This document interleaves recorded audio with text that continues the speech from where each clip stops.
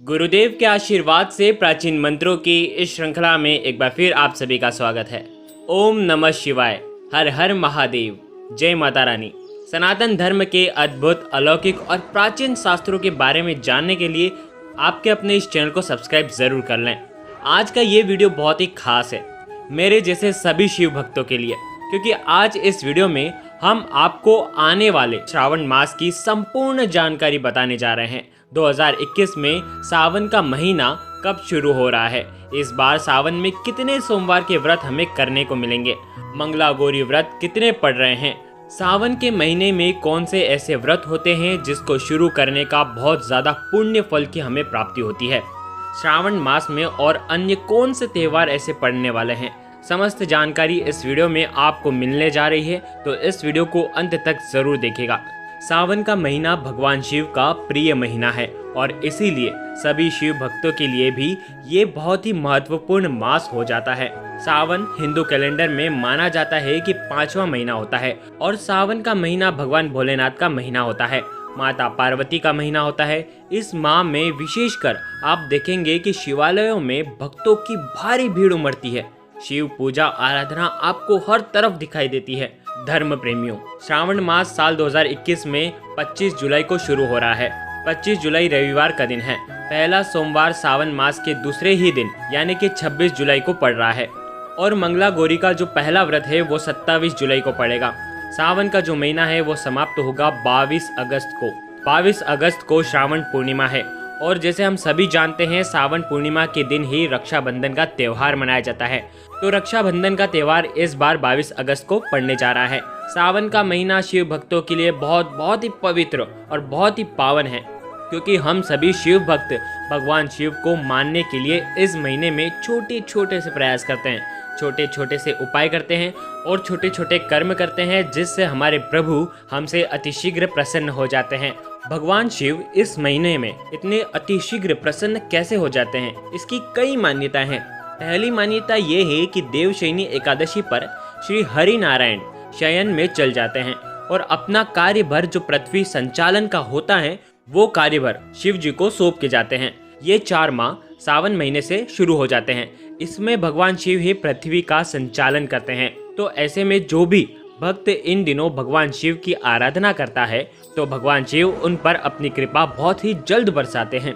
दूसरी मान्यता ऐसी मानी गई है कि शिव जी पार्वती संग इस माह में ससुराल पहुंचते हैं और वो बहुत खुश होते हैं।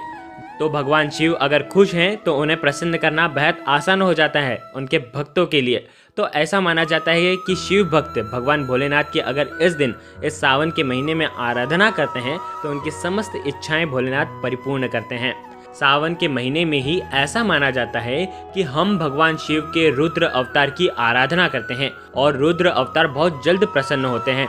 हालांकि बहुत ही शीघ्र उग्र भी हो जाते हैं, क्रोधित भी हो जाते हैं, लेकिन इसी वजह से श्रावण मास में रुद्राभिषेक का बहुत महत्व बताया गया है। ऐसा माना जाता है कि सावन के महीने में अगर आप बहुत ज़्यादा सामग्रियों के साथ भी शिव पूजन नहीं कर पाते हैं तो 1 लोटा जल और 1 बेलपत्र भगवान शिव को प्रसन्न करने के लिए काफ़ी होता है।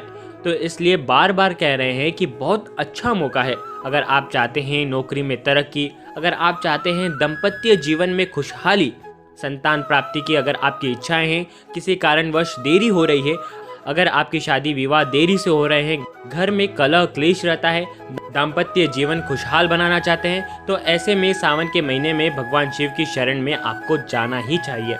हर संभव प्रयास करें भगवान भोलेनाथ को सावन के महीने में प्रसन्न करने के लिए। सावन के महीने में सोमवार व्रत या किसी भी व्रत को शुरू करने के लिए बहुत ही महत्वपूर्ण बताया गया है। श्रावण के मास में कौन कौन से व्रत आप शुरू कर सकते हैं, पहले वो बता देते हैं। सावन के महीने में आप सावन के सोमवार व्रत करेंगे। आप 16 सोमवार व्रत अगर शुरू करते हैं तो वो भी कर सकते हैं। अगर आप प्रदोष व्रत करना चाहते हैं तो वो भी शुरू कर सकते हैं। मासिक शिवरात्रि यानी कि चतुर्दशी का व्रत जो लोग करना चाहते हैं वो भी शुरू कर सकते हैं। पशुपति व्रत, पशुपतिनाथ का जो व्रत होता है, अगर आप शुरू करना चाहते हैं तो वो भी कर सकते हैं। श्रावण मास में मंगला गौरी के व्रत नवविवाहित श्रावण मास में ही करती हैं। तो ये सभी व्रत या कोई अन्य व्रत भी आप सावन के महीने से शुरू कर सकते हैं। ये बहुत ही पुण्य फलदायी होता है, बहुत शीघ्र फलों की प्राप्ति देने वाला होता है। सावन सोमवार व्रत का इंतजार करते हुए आपको बताते हैं कि इस बार 4 सावन के सोमवार पड़ रहे हैं। दूसरे ही दिन सोमवार का दिन है, जो कि 26 जुलाई को पहला सोमवार पड़ रहा है।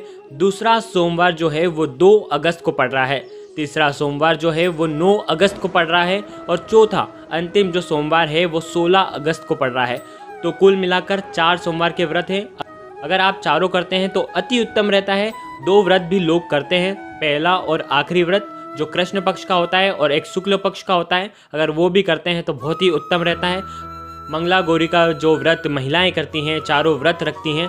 मंगला गौरी का जो व्रत है सफल कुशल दाम्पत्य जीवन के लिए नवविवाहित तो उन्हें ज़रूर रखना चाहिए और सुहागन महिलाओं के लिए भी बहुत खास होता है। लेकिन इसके साथ ही कुंवारी कन्याएं भी मन चाहे घर और वर के लिए मंगला गौरी का व्रत, माता पार्वती का व्रत ज़रूर उनको धारण करना चाहिए।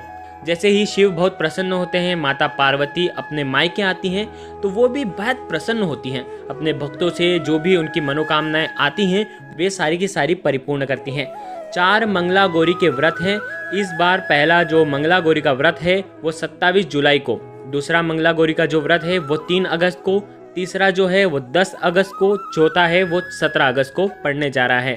तो 4 मंगला गौरी के जो व्रत हैं इस श्रावण मास में रहेंगे।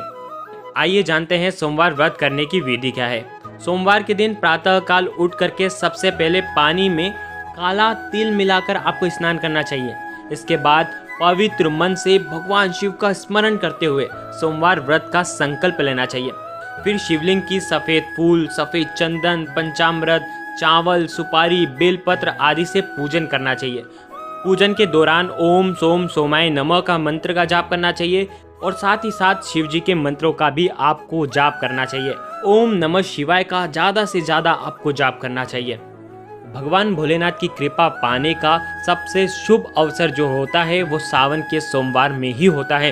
तो आप भगवान शिव की जितनी भी आराधना कर सकें आपको करना चाहिए, भगवान का नाम ले सकें तो आपको लेना चाहिए। बहुत ही अति उत्तम और शीघ्र फल देने वाले ये सोमवार होते हैं। आगे कई वीडियो में हम आपको कई प्रकार के उपाय बताएंगे जो आपको सोमवार के दिन करने होंगे। आप हमसे जुड़े रहें ताकि आप भी भगवान शिव की उत्तम कृपा प्राप्त कर सकें।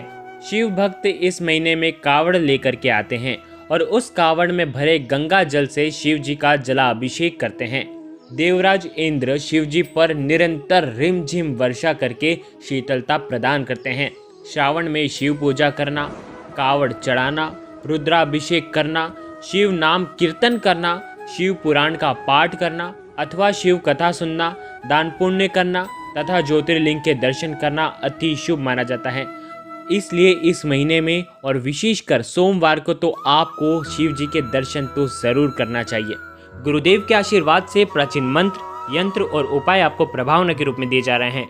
आपके अपने इस चैनल को लाइक करें, शेयर करें, सब्सक्राइब करें और बेल आइकन को जरूर प्रेस करें। ओम नमः शिवाय। जय गुरुदेव। प्रणाम।